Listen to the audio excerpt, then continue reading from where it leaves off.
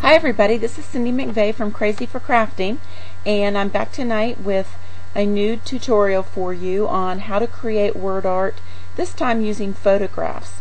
I just did one recently on creating word art with other background materials like digital scrapbooking paper and patterns and so forth. But this one is a little bit different in that we used photographs for it. And so the difference in the way that you put it together is that you're going to have to create each individual letter because you're using a separate photograph for it. And if you remember before, we typed the whole word on our background and then saved it as an entire word. This time we're going to create each individual letter, and then we're going to put them together as you see here on the screen in a photo collage. So let's close this one, and I will go ahead and show you how to get started. The first thing you want to do is choose your photos, and that's probably the most difficult part, and you're going to see why. I'm going to do just one quick one, and I'm going to create a blank file in inches, 5x7, 300 resolution, RGB color, and a transparent background. And I'm going to be using this photograph, so I'm going to drag and drop a photograph into my document. And when you get it in here, you see that it's much bigger than my canvas. I'm going to move it up until the center. I see that little center mark about right there in the middle, and then I'm going to say View, Fit on Screen, and now you can see this is the size of my photograph and this is the size of the canvas. So we need to resize the photograph to fit in there, and we can always adjust that later, but let's just get it so that it's somewhat easier to work with. And then we go to View, Fit on Screen, and we can actually do that again, and it'll make it a little big. Well, I guess it didn't make it a little bit bigger, but now you can see the photograph that we have to work with. And now we're going to go to our text box, our text tool, and select that. And I apologize, my computer is being very slow tonight. And remember when we did this before, I told you to pick a bold font, something really bold. So I'm going to stick with bolder because that's what came up.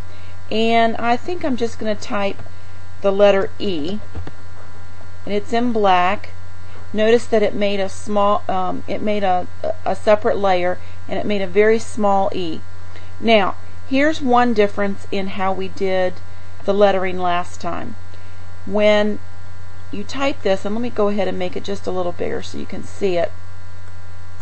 When you type your letters in, because we're doing each individual letter on a separate picture, we want to make sure that we maintain the ratio and the proportions of the letters, so that we don't end up, when we put them all together, having one that's real tall and thin and one that's real short and fat, unless you're going for that kind of look. But because of that, we don't want to drag out the side here and then drag the top. We want to always use one of the four corner handles, so that when you drag it, there we go, when you drag it, it maintains the proportion. And you can see that I can now drag it to fit on my to fit just about the entire picture, so that I'm covering up most of that picture. Now, as you notice, you can't really see the picture, so we want to be sure that we're getting the vital parts of the picture in our letter. So go over to your text layer, dial down the opacity, and now you can see it, and we can see that we've got all the important things in there. We've got her face, and we've got most of her body and the bouquet, and that actually looks like a really good placement. But you can see how when you are choosing your photographs, you might have to kind of choose your photographs based on what will fit well in the letters that you're using. You'll notice when I open the other ones later that I had a tough time because of the shape of the V and the E, getting some to fit really well. But it can be done. It just takes a little work. So now let's dial this opacity back up so we can see what we're doing. Now if you remember in the video before, and if you don't remember those, you might want to go back, or if you didn't see it, you might want to go back and view the WordArt tutorial. It's 2 parts. It's on my blog. And if you remember before, we needed the text under the picture. Think of it as, this is your picture, this is your stencil, and you would be tracing it on the back of your picture in pencil so you could cut it out. So you need the stencil on the wrong side of the photograph, and these are like layers. This is the top layer, this is the bottom layer. Don't worry about the transparent layer. That was just to create our document, so that these two are floating freely and we can make the clipping mask, which we're now going to do. If you remember, you put your cursor right here on the line between the two, press Alt, you get the 2 little circles, you click, and there you go. It indents this and creates what we call a clipping mask, and if you look over here, it has now cut out your letter E.